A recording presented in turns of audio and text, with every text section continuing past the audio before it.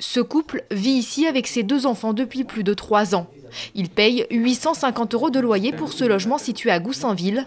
Une pièce principale de 16 mètres carrés, une salle d'eau et une cuisine sommaire, ainsi qu'une chambre en sous-sol sans fenêtre avec une hauteur sous plafond de moins de 2 mètres.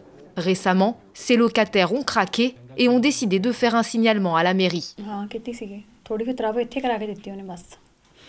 En réalité, quand ils ont dialogué avec le propriétaire, lui, ce qu'il voulait, c'était son enveloppe à la fin du mois. Il voulait son loyer et pas plus. Et récemment, grâce à la commune de Goussainville, avec l'agence régionale de santé qui a fait un gros boulot, donc il a été pénalisé à 30 000 € d'amende, c'est ça. Du coup, il a même réagi, il a refait le revêtement de sol récemment, mais sinon il n'a pas bougé beaucoup plus que ça. Pour lutter contre les locations de logements comme celui-ci, le gouvernement souhaite punir plus sévèrement les marchands de sommeil.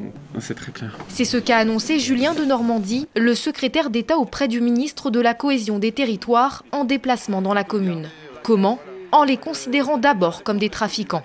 Il faut taper là où ça fait mal. Et on va taper très fort là où ça fait mal, c'est-à-dire dans leur portefeuille directement. Et aujourd'hui, quand vous êtes un trafiquant de drogue, un trafiquant d'armes, par exemple, on vous dit, si vous êtes condamné, quels que soient vos revenus, quelles que soient les excuses que vous donnez en disant « moi je suis insolvable » et autres, on va quand même aller vous chercher de l'argent. Et bien pour les trafiquants de misère que sont les marchands de sommeil, on va faire la même chose. Grâce aux modifications de loi qu'on va porter, on va pouvoir les ponctionner directement et leur récupérer énormément d'argent. Le gouvernement souhaite aussi que les astreintes des propriétaires de logements indignes soient reversées aux communes pour les aider à mieux lutter contre ce phénomène. La ville a récemment renforcé ses moyens pour identifier les propriétaires malveillants.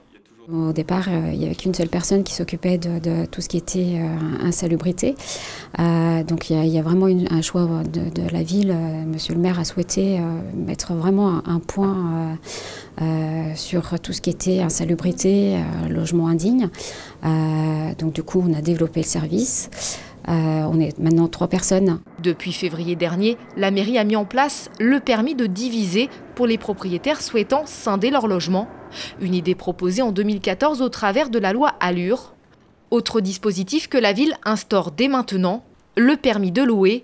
Tout propriétaire souhaitant louer un logement devra en faire d'abord la demande. Depuis 2010, plus de 600 signalements pour des cas de logement indigne ont été recensés à Goussainville.